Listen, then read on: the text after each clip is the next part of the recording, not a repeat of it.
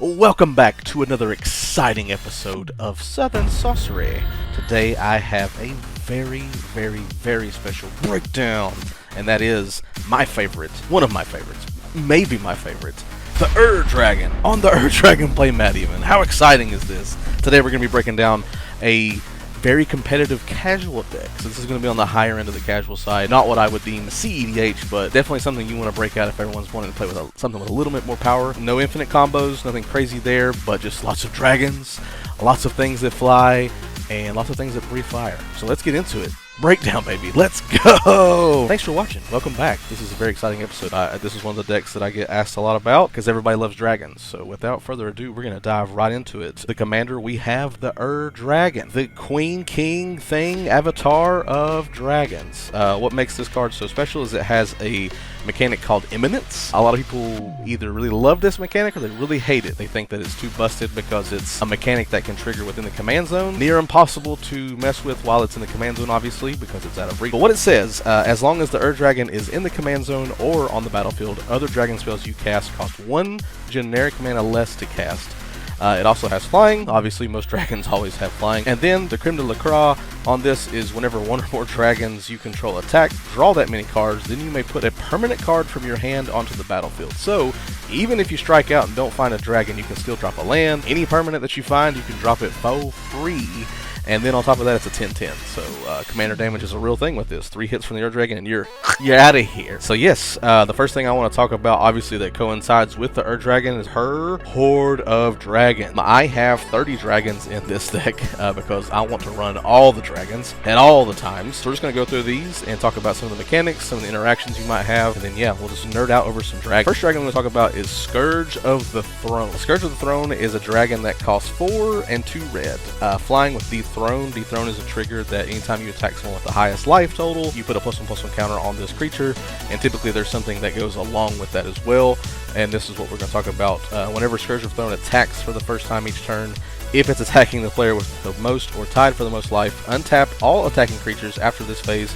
There is an additional combat phase. I love it. It's on theme. It's the artwork for Scourge of the Throne is just very dragon-esque. Lots of fire breathing going on, a very angry dragon that just wants to bring other dragons into the fold and attack and cause as much damage as possible. So multiple combats, usually a game ender because you've got so many dragons in the sky just ready to take somebody out. So a great card. Most of these dragons, you'll find, I've coincided this deck with EDH Rex, some of their, I guess, highlighted dragons. There's going to be a lot in here that you probably won't find in other decks. I just think they're cool because of the mechanics, especially the Baldur's Gate dragons, the ancient dragons that you can roll a d20 with. I just love that mechanic. I think it's so cool. Next dragon we're going to talk about is Taneb the Harvester. Taneb is actually one of the original Commander Precon decks. If you can see that mana symbol there, came out in 2011, so you can actually build a deck around Taneb. Super cool mechanic. He is 3, 1 black, 1 green, 1 white. He has flying, but whenever Taneb the Harvester does combat damage to a player, you may pay 2 and a black. If you do, put target creature card from your graveyard onto the battle under your control. Awesome mechanic because people are going to be trying to snipe your dragons. Or really cool is, you know, anything that is in other people's graveyards is up for grabs too.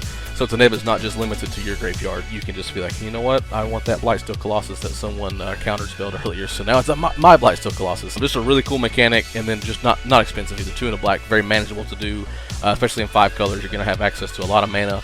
Talk about the mana fixing a little bit later, but Taneb is an MVP as well because he can cheat some stuff out of the graveyard that is just busted. Another cool card, Scion of the Dragon. Speaking of graveyards, Scion of the Dragon is really cool. I love the flavor text. I am the blood of the Dragon coursing through all dragonkind. That is just super epic and fits this deck as well since the Dragon is the commander. It is Wooburg. When I say Wooburg, I mean W as in white, U as in island, a blue, B as in black, R as in red, and G as in green. So Wooburg. It's really fast. It's Wooburg. Flying for a 4/4, and then 2 generic mana. Search your library for a dragon permanent card and put it into your graveyard. If you do, Scion of the Dragon becomes a copy of that card until end of turn, then shuffle your library. A really cool way of basically cheating a card into the graveyard that you need the Scion to become, to maybe it's Taneb, maybe it's something that can, you know, give dragons like the ability to give treasures. We'll talk about that a little bit later, some of the interactions with these dragons as I go through them, but Essentially, it can be very busted because you're getting to cheat a dragon to the graveyard. Scion of the Ur-Dragon becomes that card, and then you get to do the mechanics that that card would have as Scion of the Ur-Dragon. So a lot of cool, really cool mechanics. Decadent Dragons, one of the new dragons, came out from the Wilds of Eldraine. It has a really cool instant on its adventure side. It is 2 and a black. It's called Expensive Taste. Exile the top 2 cards of target opponent's library face down. You may look at it and play those cards for as long as they remain exiled. What makes this great in my mind is this is a 5-color deck, so I'm going to have access to mana of any color. So any of my opponent's stuff could be up for grabs any moment, so it's a really cool mechanic. And then after the adventure side, if you just want to play the dragon itself, the Decadent Dragon, which look at him, he's just so regal. He has Flying and Trample. Whenever a Decadent Dragon attacks, you create a treasure token. So just more mana fixing. The more treasures, the better. I'm sure if you've been playing Magic long enough, you've realized the treasure mechanic has been broken wide open for years now. So anything and everything goes when it comes to treasures, and this is just another piece of that puzzle. So great card. Immerstrom Predator is another dragon. I think it's slept on a little bit. I don't see it in a lot of deck lists. It is a really cool card.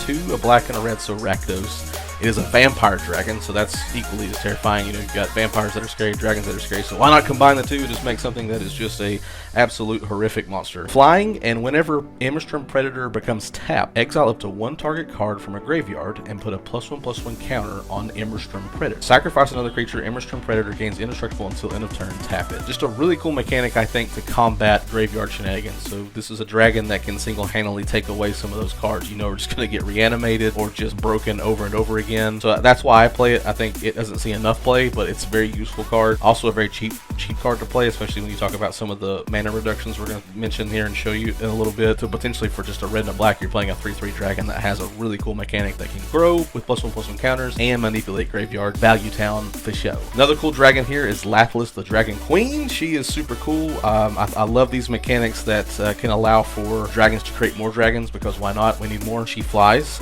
6/6 in the air. Whenever another non-token dragon enters the battlefield under your control, create a 5/5 red dragon creature token with flying. So she enters, and then anytime you play dragons after she's on the battlefield, she's going to give you the advantage of making 5/5 red dragons in addition to the other ones you have. So it's just dragon madness all across the board. Then she also has a really cool like fire breathing-esque mechanic where it's 1 and a red, and dragon creatures you control or dragons you control get +1/+0 until end of turn. So it's like a community fire breathing, which is good because she's the queen. She's a good queen. She's a noble queen that gives her fire breathing to everybody. Another really cool card that's fairly new from Dominaria United. This is from the commander set's 2-headed Hellkite. I think this is just a really cool mechanically made card. So it's a 2-headed dragon. It is Woobird +1 generic mana, so 6 mana total. It has flying, menace, which means it can't be blocked unless 2 or more creatures are actually blocking it, and haste, which means it can attack as soon as it enters the battlefield. But the cool thing about it is whenever 2-headed Hellkite attacks, you draw 2 cards. So that to me is just great. We have some copy abilities with some specific dragons, so we can actually copy this ability a couple times.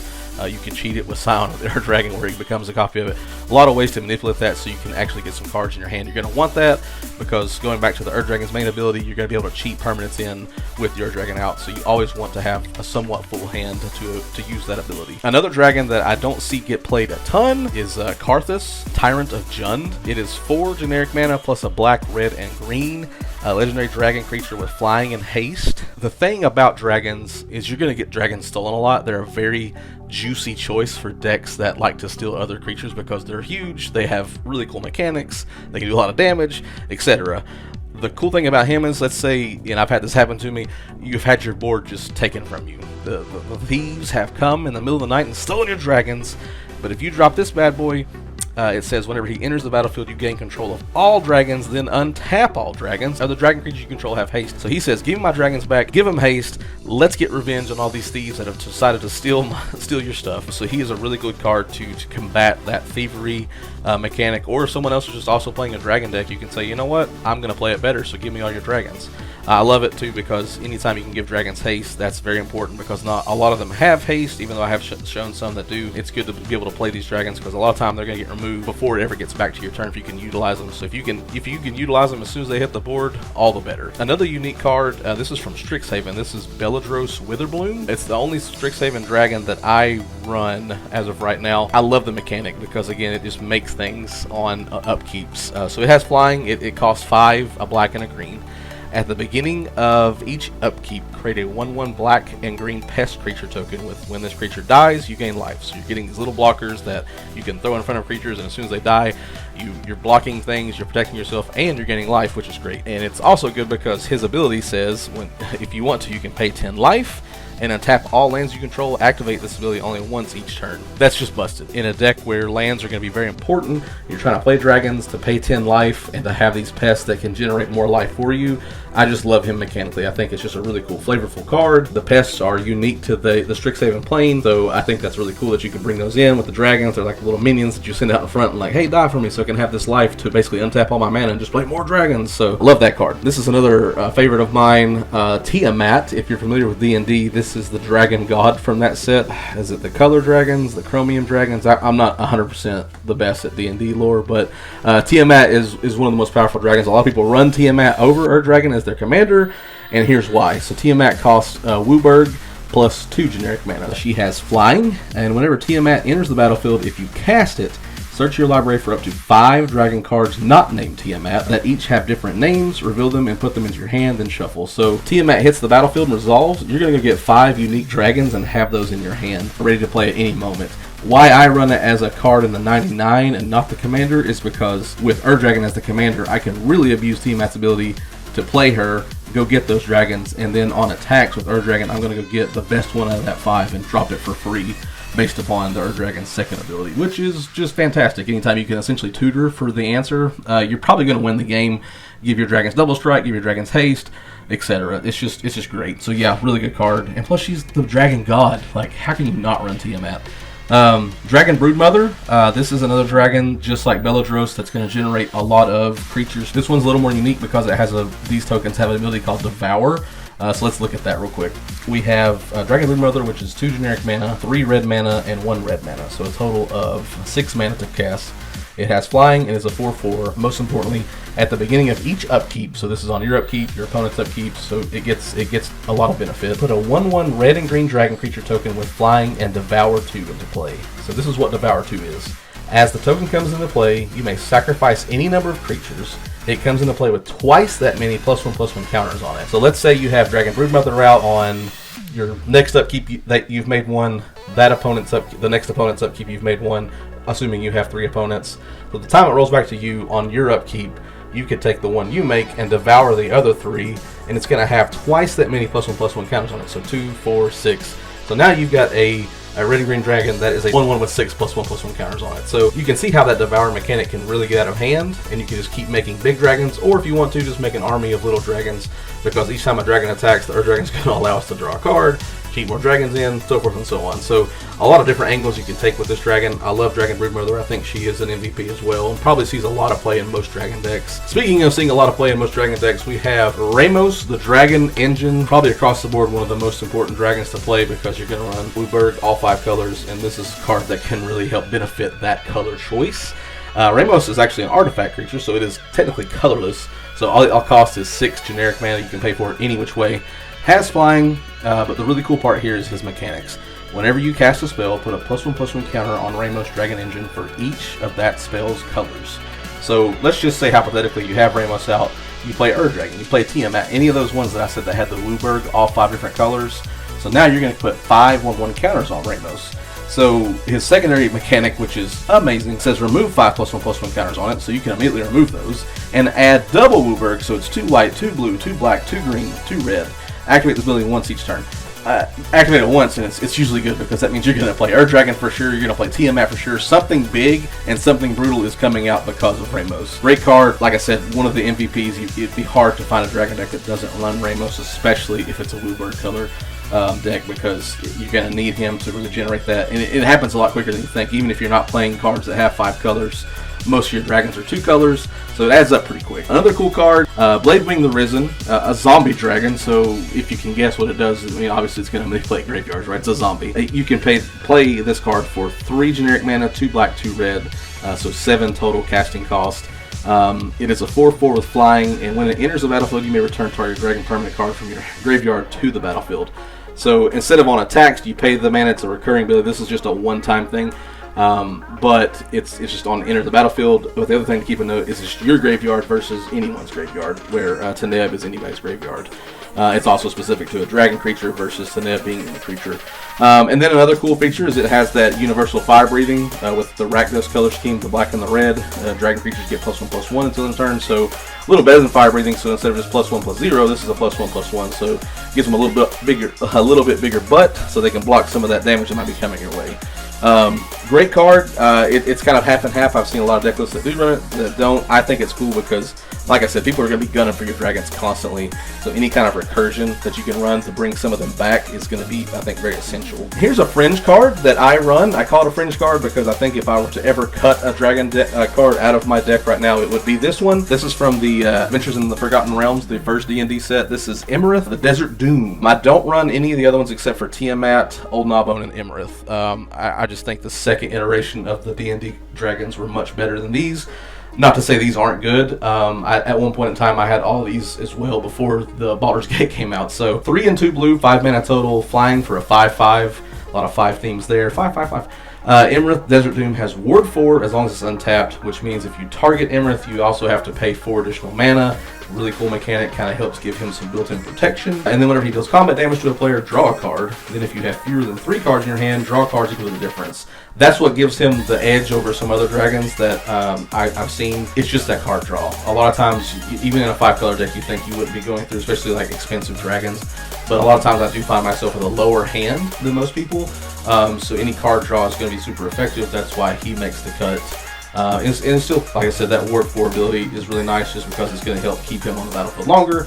And a 5/5 dragon at the end of the day is not a bad thing to have on your battlefield. Speaking of some MVPs though, we have Goldspan Dragon. This card is great. One of the best cards out of the Kaldheim set. For 3 and 2 red, you get a dragon that flies and has haste, so you can attack immediately. Whenever a Goldspan Dragon attacks or becomes the target of a spell, which is really cool, create a treasure token. And then the cool thing it does is it takes all those treasure tokens you might be accumulating from other effects, and it allows you, it says treasures you control have tap, sacrifice this artifact, add 2 mana of any one color. So basically it's going to double your treasure tokens, because normally a treasure token taps, add a mana for any color. This is going to say, nah dog, instead of that, tap it and add 2 mana. Great card. There's a lot of ways to generate treasures with dragons, because why not? Dragons love gold, they're hoarders, they love, I love gold! They're that very much, so love the theme, love the mechanics, love the flavor on this card. He sees a lot of play across a lot of dragon decks because it's a 4/4, it's not very expensive, 5 mana. Not hard to get out, even in other decks, because it's just, especially treasure themed decks, like you can double the treasures, that's going to double the treasure, double the pleasure, and spearmint come. It's just a good card to have, for sure. Speaking of other MVPs, we have Atarka, the World Render. This card is great because it can be a game ender. You pay 5 colorless mana, a red and a green, so 7 mana total. You get a Flying Trampler. And this is the key part. Whenever a dragon you control attacks, it gains double strike until end of turn. So this dragon can be a game ender. Like I said, you can just double all the damage you're dealing once they attack and deal damage. Double strike basically is a hit and then another hit, much like first strike, but then it actually doubles the damage as well. So it's a very good card. Like I said, it can be the game-winning card a lot of times if you're going to search for a dragon. This late game, this is the one, because if you amass your army, you don't quite have enough damage. Tarka hits the field, she says, you know what, let's double this party up, and boom, you've won the game. So I don't think I could ever cut this card just because of that double strike ability. Just a beautiful mechanic to have for dragons, because, you know, like I said, what's worse than a 6/6 dragon hitting you? A 6/6 dragon that can deal 12 damage. Another amazing card that came out of Commander Legends, I think is kind of slept on. I have noticed that a price increase has happened. This card used to be almost a fringe bulk rare, but it's now seeing a lot of play. This is Hellkite Courser. Hellkite Courser has a super unique mechanic on it. For 4 and 2 red, you're going to get a flying dragon that is a 6/5. And the most important part, though, is when Hellkite Courser enters the battlefield, you may put a commander you own from the command zone onto the battlefield. So in this instance, it's going to be Dragon. Dragon normally costs 9, 4 generic, 5 for the Wooburg. But this is going to cheat that card in. It's going to gain haste, so it can do its thing immediately. Return it to the command zone at the beginning of the next end step. The really cool thing here, and that I missed when I first read this card, that's probably why a lot of people were like, eh, is you think, okay, well, yeah, I cheated my commander out, but now it goes back to the command zone, so the command tax is, you know, immediate. I don't really want to pay that command tax. This gets around it because you're not casting your commander, you are simply putting that commander from the command zone onto the battlefield. So there's no cast involved, so there's no tax involved either. So the commander goes back, or regardless if you've lost your Ur Dragon 5 times and you've got to pay 10 extra mana, it's going to skip that command tax altogether, bring it back, and boom. So this card is basically the right hand man of the Ur Dragon. Like, hey, little buddy, let's go, let's get out here, let's do some damage, my queen, and let's make it. Let's cheat some other stuff out with your other mechanic, or we can put a permanent into the field. So Hellkite Courser MVP would have a hard time cutting this card as well. Just a great dragon. Speaking of great dragons, we're going to look at some of these mono red dragons. Generally, that is historically your most broken dragons. Make sense. Red mana mountains. Think of that. That's always going to be a dragon. We've got Balefire Dragon on deck. This is one of the most iconic cards. I think one of the most iconic dragons, rather, I should say. Comes from Innistrad. It's been reprinted a couple times. I love the flavor text on it. If it comes for you, die boldly or die swiftly. For die, you will. So no choice but to die. Cool mechanics on this card. For 7 mana, 5 and 2 red, you get a 6/6 that flies, and whenever Balefire Dragon deals combat damage to a player, it deals that much damage to each creature that player controls. So it's effectively trying to wipe, token decks out, really anything, because it's a 6/6, so it's doing a ton of damage. So, and if you got double strike or some other ways to like boost this up, it's just going to get out of hand. You're going to wipe boards very, very easily with Balefire Dragon. Like I said, just one of the most iconic cards. Very easily in any dragon deck you might encounter or play or see. I'm sure if you have played against dragons, you've seen Balefire Dragon quite a bit. Like I said, it's just is what it is. It's going to get a lot of play. Speaking of a dragon that is mono red and sees a lot of play and is also busted and definitely scary, is Terror of the Peaks. Much like its name, it is full of terror. This dragon is 3 generic mana, 2 red, and you get a flying dragon that is a 5/4. And he says, spells your opponent's cast that target Terror of the Peaks cost an additional 3 life to cast. So it's almost like Ward a little bit, that you have to pay life instead of mana. So it has that built-in protection, which is great because people are going to want to kill this thing immediately. But the great mechanic that it has is whenever another creature enters the battlefield, and mind you, we're playing very big, fat dragons. So whenever another creature enters the battlefield under your control, Terror of the Peaks deals damage equal to that creature's power to any target. So let's say you have Terror of the Peaks and Ur Dragon hits, that's 10 damage that you can throw at any target you want. Someone's face, a creature you don't like, anything. It's great. Terror of the Peaks is a solid MVP for any dragon deck, so highly recommend running this card. Obviously, most of these dragons, I will say, I didn't say it earlier, but they are a little pricey. Some are cheaper than others, but some of these dragons hold a premium just because of how good they are and how much play they see. Because Terror of the Peaks can easily be put in another deck that's not really dragon specific, but that just runs big creatures, and you're just doing damage constantly. So I've seen a lot of decks that can abuse Terror of the Peaks. They can win with Terror of the Peaks, so it's just an iconic card. So get used to seeing it pretty much in any dragon deck specifically. Rith, the Liberated Primeval, another really cool card from Dominaria. This is a cheaper card because a lot of those cards from that set aren't quite expensive, but this is a great card. I love it. For 2 generic mana, a red, a green, and a white, you get a flying dragon with Ward 2, so you got to pay 2 mana to target it with any spell in addition to the cost of the spell. Other dragon creatures you control have Ward 2, so it's going to give protection for all your dragons, which is probably the best thing about it. And then it has a very unique mechanic. At the beginning of your end step, if a creature or planeswalker an opponent control was dealt excess damage this turn, create a 4/4 red dragon creature token with flying. So if you're able to do excess damage, trample over some things, do some things of that nature, then you get a 4/4 red dragon. So anytime you can make dragons, it's great. But the really cool thing is that Ward 2 mechanic. Like I said, you're going to get Path to Exile, you're going to get Source of Plowshire, you're going to get all of these spells that are just going to, like, I don't want that dragon, I'm just kill it. So having Ward 2 is going to help at least extend the life of some of your dragons, and that is very important. So that's why Rith makes the cut.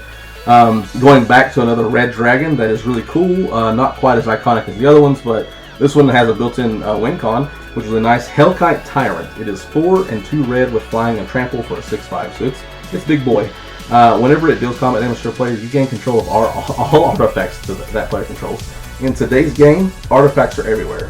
You've got food tokens, you've got treasures, you've got clues, you've got blood tokens, you've got just a plethora of artifacts. So you could have a player playing an artifact deck and you can just straight up yank all of their artifacts. And then here's the win con. I've never actually won with this. I think it'd be cool to win with this one day, but who knows. Usually it doesn't live long enough for it to happen. But at the beginning of your upkeep, if you control 20 or more artifacts, you win the game. So if you happen to steal all that, or you've already made all those treasures, and you can keep Hellcat Timer alive to your upkeep, and you've got those 20 artifacts. Congrats, you just won the game. I've never seen it happen, never had it happen to me, nor have I done it. So if you have, let me know in the comments, because I think that's a really cool way to win the game. Yeah, like, look at all my artifacts. I've got my horde. You guys, I'm done. I won the game. Got all the gold. Haha. Another really cool card. This is one you'll see, definitely you will see in probably every dragon deck, is Dragon Lord Dramaka. These are the dragons from the plane of Tarkir. Dramaka is 4, a green and a white, so 6 mana total. It can't be countered, so if you play it and someone tries to counterspell it, they can't. It has flying and lifelink, which is nice. Lifelink says whenever it deals damage to something, whether it's a creature that exchange damages with or combat damage, you're going to gain life equal to that creature's power. So if it hits, you're going to gain 5 life. And then the cool thing about it is your opponent can't cast spells during your turn. So if there's no answer for Dramaka, just all that worry of the untapped blue mana kind of goes away. You're like, hey, they can't cast spells on my turn. It's my turn. I just control the board. The stack is mine. So great card. You will see this card probably in 99 out of 100 dragon decks if they can fit it in with the color scheme. Like I said, anytime you can really kind of narrow the lane and make sure your dragons get to be cast, that is the goal. One of my favorite dragons, and one of the probably the most busted dragon out of the AFR, the original D&D set, is Old Gnawbone. Love the name, Old Gnawbone, just fantastic. It is 5 and 2 greens, so 7 mana. It is a 7/7 flyer, so Old Gnawbone can come with a big punch.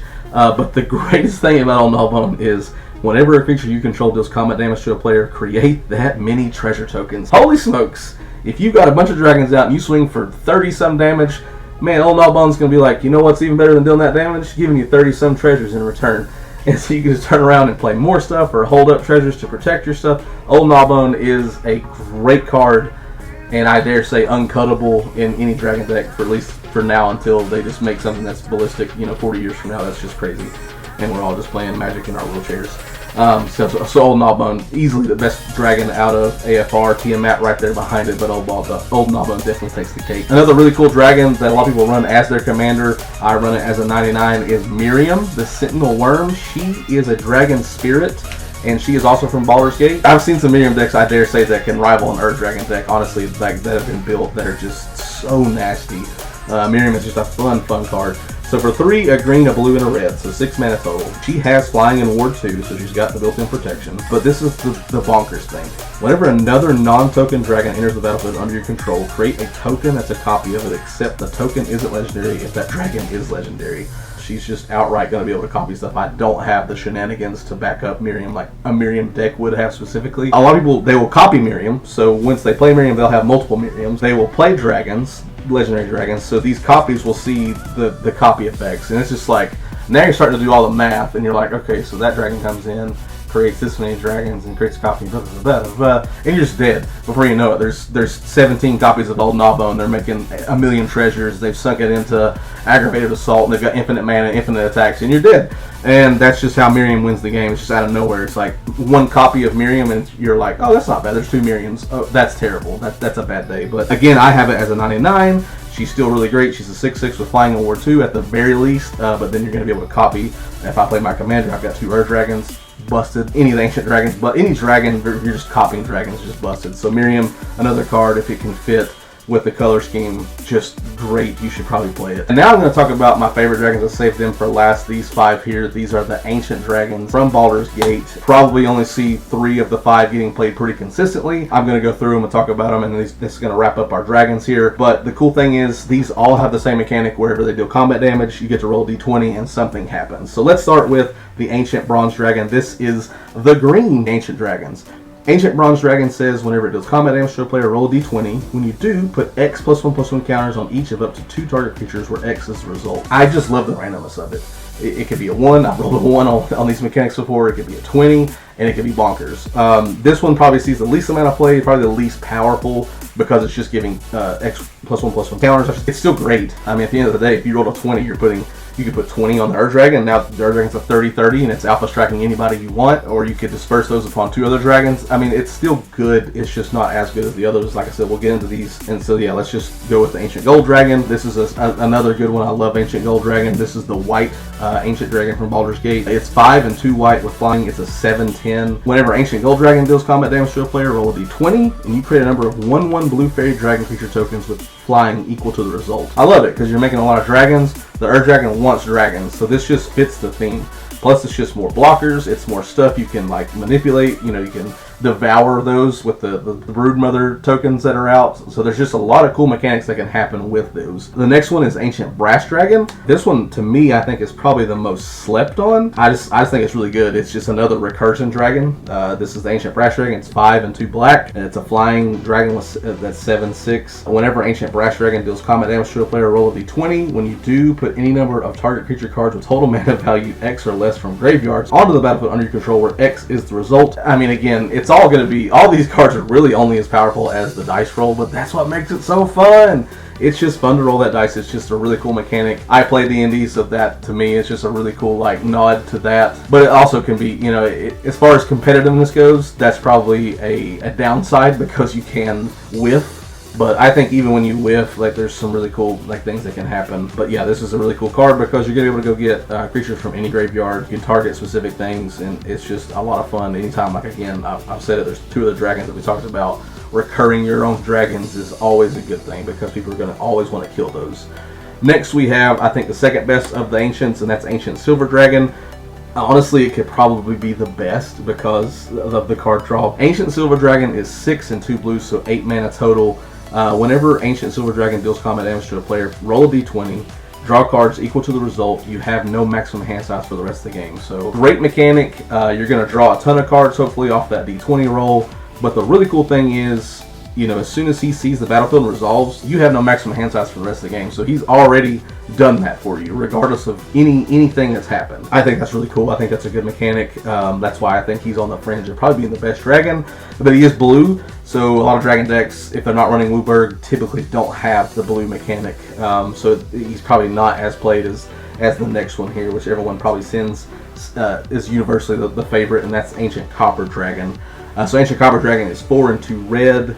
Whenever it deals combat damage to a player, roll a d20. You create a number of treasure tokens equal to the result. I've had this thing whiff and hit 1 treasure. At the end of the day, heck, it's still 1 treasure. You can still do something with it.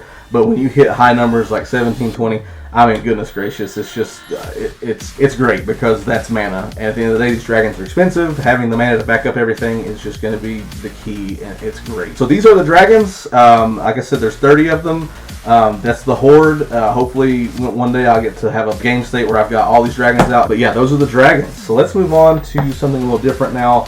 Let's look at how we're going to pay for the dragons, and that's going to be our mana base. I won't spend a ton of time here. This is going to be pretty cut and dry. There are a couple lands I want to spotlight, and that's the top 2 here. We've got Cavern of Souls. This is probably the best land in the deck, just for the sheer fact that Cavern of Souls says when it enters the battlefield, choose a creature type. Now add 1 generic mana to your mana pool, or you can tap it to add 1 mana of any color to your mana pool, which is great because we're playing 5 colors. Spend this mana only to cast a creature spell of the chosen type, which is good because we're just running tons of dragons. And then the key part of that is when you spend that mana to cast a creature spell of the chosen type, that spell can't be countered. That is just so freaking good because people are going to be wanting to counter your dragons left and right. So Cavern of Souls, definitely a land I recommend playing in it. Plus it's at an all-time low right now with the reprint coming out. I think you pick them up for like 18, 20 bucks, somewhere around there. Great. Another card I wanted to highlight is the World Tree. This is a land out of Kaldheim. Enters battlefield tap. You can tap it to add a green. But as long as you control 6 or more lands, this is the key part, lands you control have tap, add 1 mana of any color, so that it's just ultimate mana fixing. Not hard to get to 6 lands in this deck. We're going to be ramping,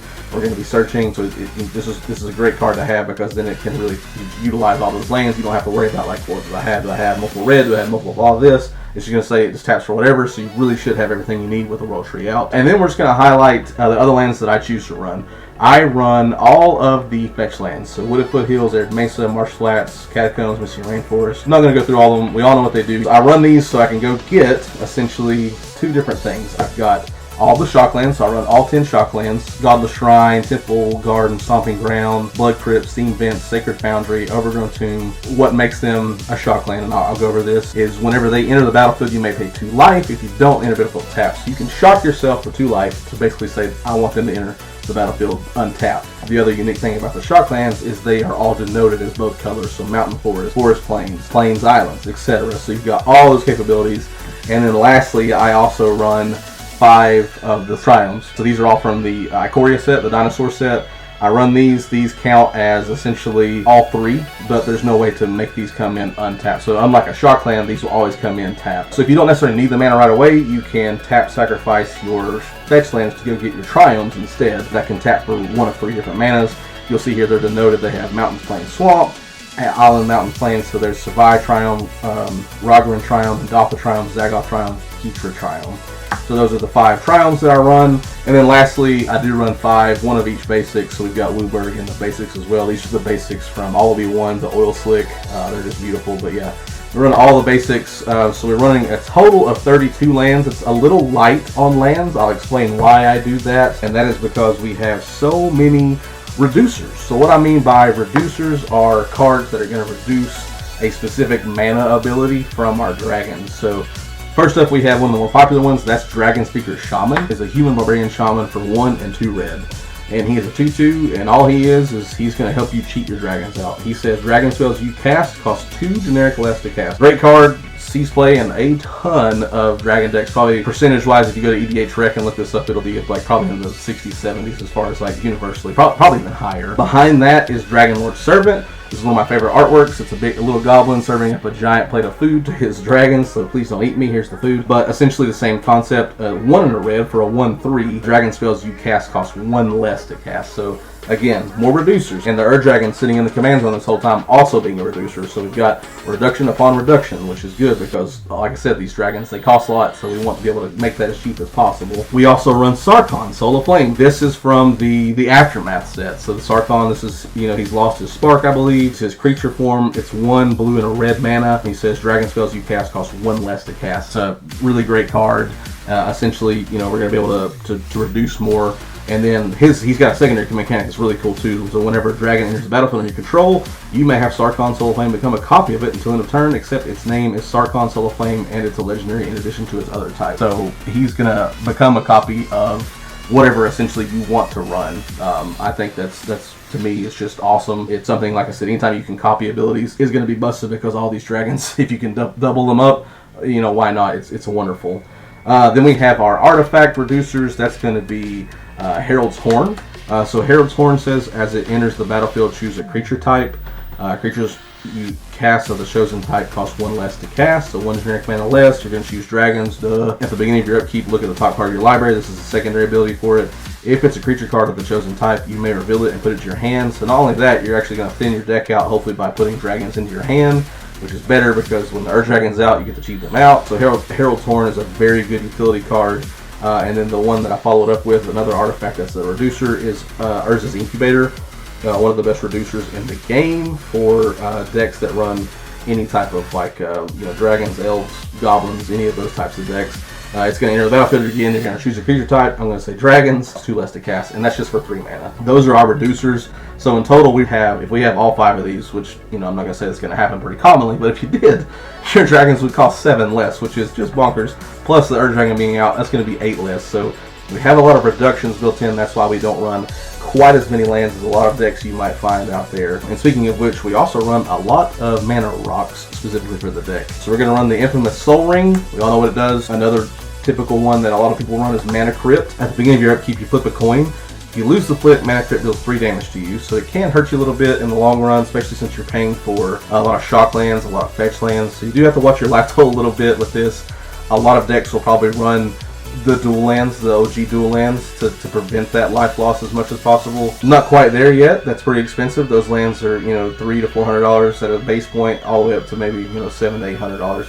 Could be very expensive to do that. Shock lands are all around like 10 to 20, in depending on the land itself. But Mana Crypt is an expensive piece. I threw it in here because it's one of my favorite. It's a 0 drop. It's great. Turn 1, you can drop it, and it gas pedals the game in a great way. So like I said, it does the same thing as Soul Ring, except it's a 0 drop, so you don't have to pay for it. But the downside is if you lose that coin flip or that dice roll, whatever you're doing, you can lose the life. But it does tap for 2 mana. Now for some of the more beneficiary mana rocks, we've got Arcane Signet. It's color mana versus colorless, so that's always a good thing. 2 mana, tap it to add 1 mana of any color in your commander's color identity. So since we're playing Wooburg, it taps for any color we need. Orb of the Dragonkind, I love it. This card is great because it's 1 in a red. It's from the Adventures in the Forgotten Realms. You can pay 1 and tap it to add 2 mana in any combination of colors. Spend this mana only to cast dragon spells or activate abilities of a dragon. So it's very dragon central. I love it, but its second ability is why I slotted in here. You can pay a red to tap it, sacrifice Orb of Dragonkind, look at the top 7 cards of your library. You may reveal a dragon card from among them and put it into your hand. Put the rest on the bottom of your library in a random order. So it's just a way to thin your deck out a little bit, and with us running so many dragons, 30 of them, we're gonna find a dragon pretty much. Hopefully you won't strike out with that. So when your hand's low and you just need a dragon, you've got Ur Dragon out, you've got to cheat something out or play something. Orb of the Dragonkind is a mana rock that can double as a pseudo search for a dragon. Kind of a double-headed card, I should say. Chromatic Lantern, another card that's very similar to the World Tree. Chromatic Lantern is an artifact for 3 that says lands you control have tapped. Add 1 mana of any color to your mana pool, which is great because we want that fixing. It's just so beneficial. Or you can just outright tap the artifact to add 1 mana of any color to your mana pool. Chromatic Lantern is an MVP in any Bluebird deck, any 5-color deck, because mana fixing is so crucial and so hard to get when you have so many different colors going on at once. Another card that's specific to dragons is Dragon's Horde. For 3 mana, whenever a dragon enters the battlefield under your control, put a gold counter on Dragon's Horde. Again, they're trying to hoard all the gold they can. And then you can tap it to remove a gold counter from Dragon's Horde to draw a card, which is great. Again, I can't stress enough how important card draw is with this deck. And its last ability, tap to add 1 mana of any color. Great because it's mana fixing again. It's any color versus like a singular color or a generic colorless color. And then finally, one of the greatest mana rocks ever invented, especially for this deck because you run so many big creature, is the Great Hinge. The Great Hinge is 7 and 2 green. So very expensive, but the spell costs X less to cast, where X is the greatest power among creatures you control. So with your dragons out, let's say you have your commander out, that's 10. So now it's just 2 green for a mana rock that says tap to add 2 green. So you get to add 2 green, you gain 2 life. And then the most important ability it has is whenever a non-token creature enters the battlefield under your control, it comes in with a +1, you put a +1/+1 counter on it, and you draw a card. So you're getting a double whammy. You're getting it, it's going to be a stronger creature, plus you're drawing a card, which is just massive. Again, I can't stress that enough. I know I just said it, but card draw is great in these decks. So how do we go get some of this mana? We have some mana ramp cards. We have 3 visits, Nature's Lore, and Farseek. I run these specifically because they outright name a type of land. So 3 visits for 1 and a green, search your library for a forest card. Put that card in the battlefield and struck your library. So with our Shocklands and our Triomes, we can go look for those like we could for a basic. Nature's Lore, the same thing, 1 in a green. And then Farseek is another one for 1 in a green. Search your library for a plains, island, swamp, or mountain card. So you've got different instances there. Farseek's great. And put that card in the battlefield, tap, and then shuffle. So all these definitely are nice because they specifically are looking for that land type. And that's just beneficial because you can go get a Triumph with it, you can get a Shockland with it, you can shock something into play if you need to, you can put a Triumph in just to help fix your mana. So great cards to run. I just run those 3. There are more ramp cards you can run to help, basically build your board. That's what I run. And then lastly, as far as our mana base goes, we have our mana dorks, so to speak. The first one we have is Birds has Flying. It's a 0/1 that can tap to add a mana of any color to your mana pool. So essentially it's a mana rock for 1. It's a great opening hand card. I love it. Maybe a fringe cut card. I don't know just yet. It just depends. I like seeing it. Late game sometimes it's disappointing to find, but I mean so are the mana rocks, so it's just kind of the game of Magic. You just always kind of play that ebb and flow of like, am I running too many mana rocks? Am I running too many mana dorks? But with 5 colors, you'd probably be safe than sorry, right? But great card. Secondly, we have Bloom Tender. Bloom Tender is one of the best, mana dorks, so to speak, in the game. 1 in a green for an elf druid. That's a 1/1. Plus, I have to play elves. I'm an elf guy, so there has to be at least 1 elf in this deck. Tap it for each color among permanents you control. So again, let's imagine we have our commander out. We have 5 colors.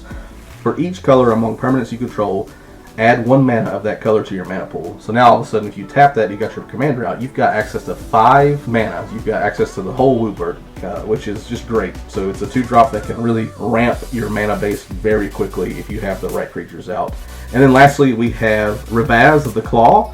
This is a Vashino Warlock that is specific to dragons. He is 1, a black or red for a 3/3.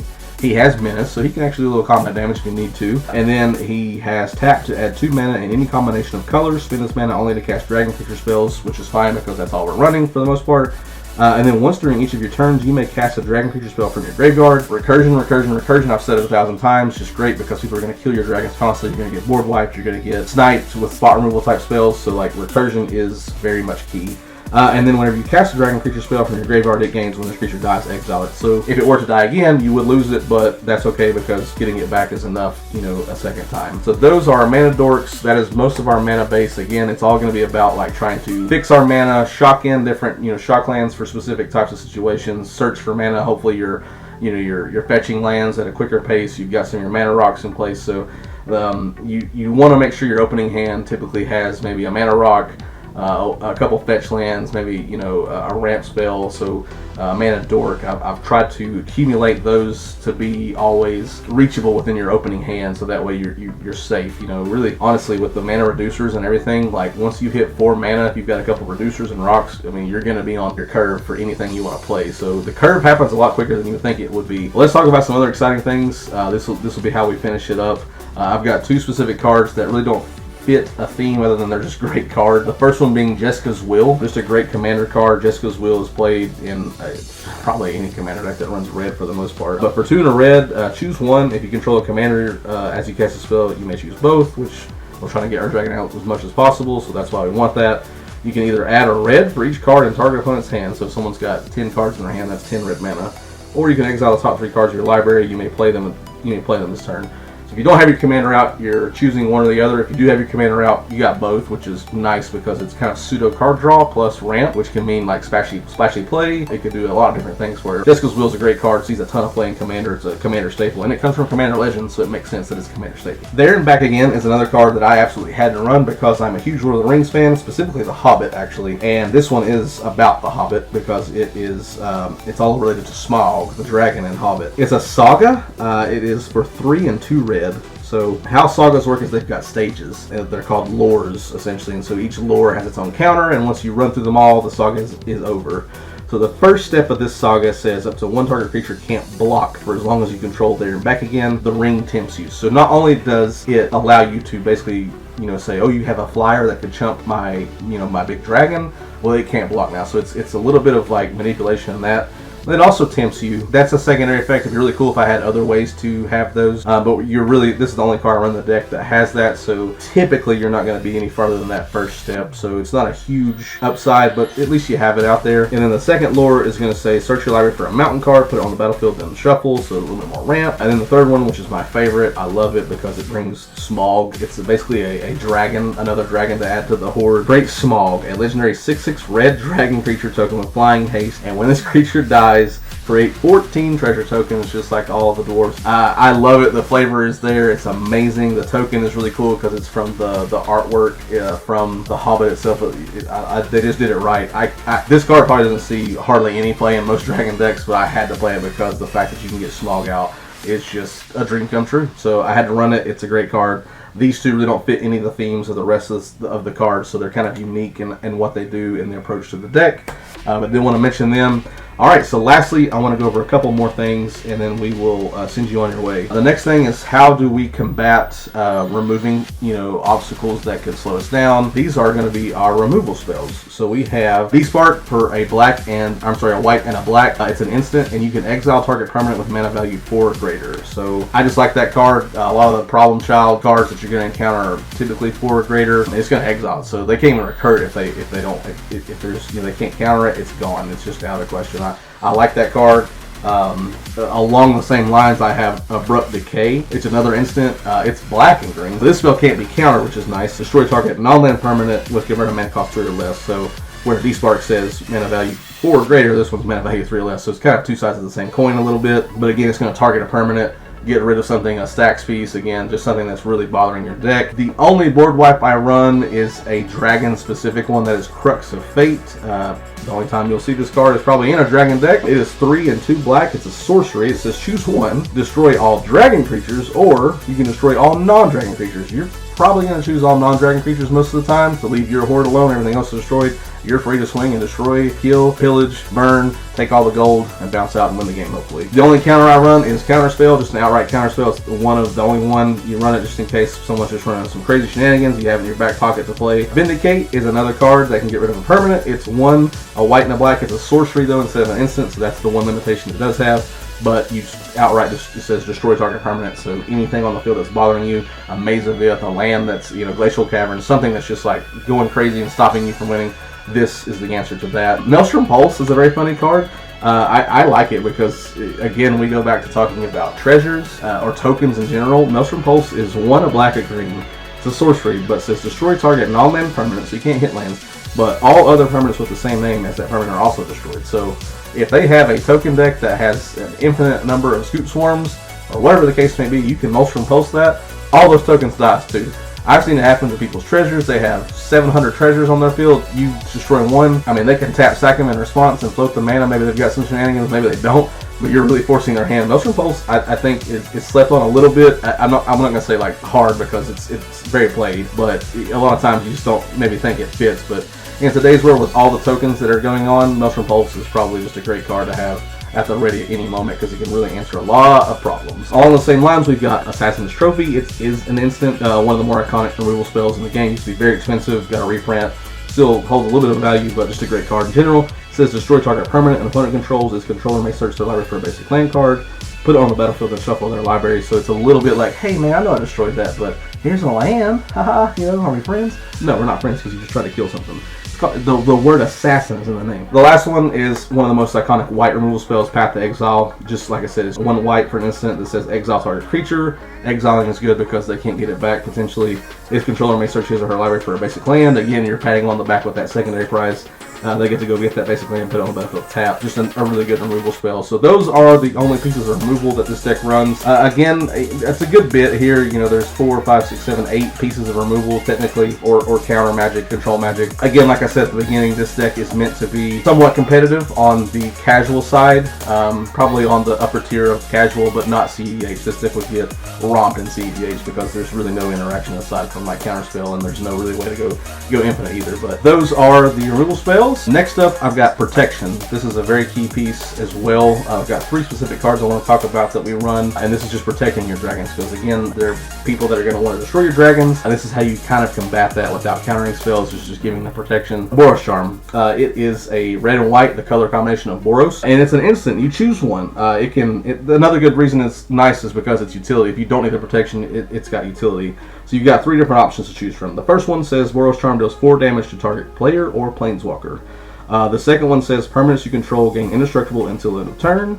And the third one says target creature gains double strike until end of turn. So the one we're going to use the most of is permanents you control gain indestructible until end of turn. That's just going to say these board wipes that say destroy or whatever they might say. That's going to give you the ability to essentially say, nope, my stuff is indestructible. You can't destroy it. So that's great. It's just a really good removal spell. Love it. For 2 mana too, it's just great. For another one that's 2 mana is Heroic Intervention. Permanents you control gain hexproof and indestructible until end of turn.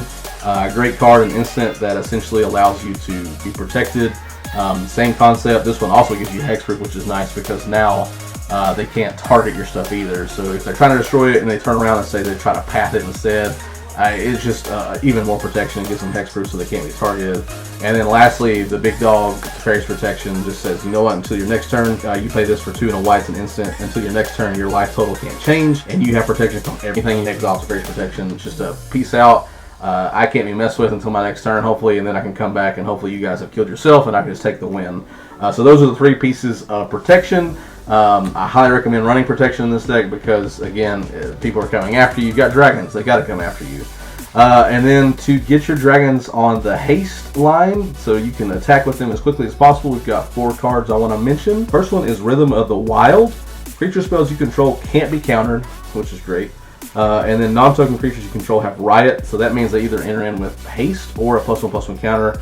9 times out of 10 you're going to give them haste because you're just going to want these dragons to swing out right. And then the fact that they can't be countered. Rhythm of the Wild is an uncommon that is just so good. How it was ever printed uncommon is beyond me, but it's a great card. And then of course we've got the 2 boots, the 2 shoes. We've got Greaves and Boots. Lightning Greaves is 2 mana. Equip it. The creature has haste and Shroud equipped with 0, so it's going to give it haste, it's going to give it Shroud. Shroud says it can't be the target of spells or abilities, so yourself included, which is fine because not all your stuff is going to target your own dragons. And then Swiftfoot Boots, very similar, 2 mana and 1 to equip, 1 generic mana to equip it. Equip creature has hexproof and haste, so hexproof is just basically a better version of Shroud. Hexproof says can't be the target of spells or abilities your opponents control, so you can still equip, target your stuff. But again, it's just protection. It's the hexproof, it's the Shroud, and it's the haste ability.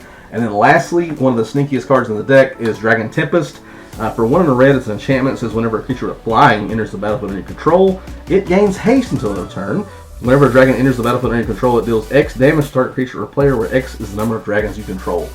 This card is so good, and I can't stress, like, the Broodmother, the dragon, the Lapis, the Dragon Queen, the Ancient Gold Dragon, the dragons that make all the other little dragons. When those go off, let's say you roll a 17 and you have a Tempest out, you are doing so much damage. I've won games with Dragon Tempest, and it's just so sneaky. All of a sudden, anytime a dragon comes out, you're just building that horde. It becomes 5 damage, it becomes 6 damage. So it's cute. It's just a great card. Plus it's haste, and Dragon's Tempest is 100% probably the sneakiest MVP in the whole deck. It's not even a dragon, but it's very specific to dragons. I would highly recommend running it. Probably find a lot of deck lists that it'd be rare to find a deck list that doesn't run it in a dragon deck. And then lastly, how do we go and find stuff? Well, we tutor for stuff. We've got 3 tutors that work really well in this deck. We have Worldly Tutor. It's an instant. Search your library for a creature card. Reveal that card to all players, shuffle your library, and put that revealed card back on top of it. So you can go get a dragon, put it on top, the Ur Dragon, go to a battle. When it attacks, of course, you're saying anytime a dragon attacks, with the Ur Dragon out, you're going to draw a card, so you already know what you're going to draw. So you know exactly what you're going to cheat in because you Worldly Tutored for it. Or if you're just mana screwed, you need to go get something, one of those mana dorks, you can Worldly Tutor for it. It's just a really good tutor. All on the same lines, you have Enlightened Tutor, 1 white instant, search your library for an artifact or enchantment card, and reveal that card to all players, shuffle your library, and put the revealed card back on top of it. Again, this is a card that goes against Dragon Tempest, Rhythm of the Wild, Great Hinge, any of your mana rocks early in the game if you need those. Just a very good tutor for 1 mana. These tutors are really what helps kind of set the game off. And then lastly, the best tutor in the whole game, Demonic Tutor. 1 in the black. It's a sorcery instead of an instant, so you do have to play it on your turn, but search your library for 1 card, take it into your hand, reshuffle your library, so it's not restricted by a card type. You just go get anything in your deck that you want to play and get it in your hand, play it with Ur Dragon out, just go get your favorite dragon, go get Dragon Tempest to hopefully win the game. Whatever the case may be, just go get your answer, your thing that you need. Demonic Tutor's great. It's just the best tutor, hands down, in the game of Magic. But that is it. That is the Ur Dragon deck itself. I really hope you enjoyed this video. I'll have the deck list below in the link, so check it out if you want to build this. If you want to tweak it, there's tons of ways to make this deck more competitive. There's a lot of CEDH versions of the Ur Dragon that are kind of a dragon deck. Really, the ultimate goal is to have infinite combos. Any CEDH deck is trying to go infinite for the most part anyway. But like I said, this is a deck that's definitely made for your more competitive casual side. I know it's probably an oxymoron, but when you want to just like maybe fight it out with some more powerful decks, but not necessarily anything that's like over the top, this is the deck that I usually go to. It's just super fun. Even if you don't win the game and you play all these different dragons and get to do some of their cool wonky mechanics, it's a blast. So I really appreciate you spending the time and checking this deck list out with me. The deck tech, I hope you've had a good time with it. I hope you build an Ur Dragon deck. They're cheap as ever now with the reprints that came out a little while back. So let me know in the comments what you've done, what you might change, what you might do differently. And we'll see you on the next episode. I appreciate it. Bye!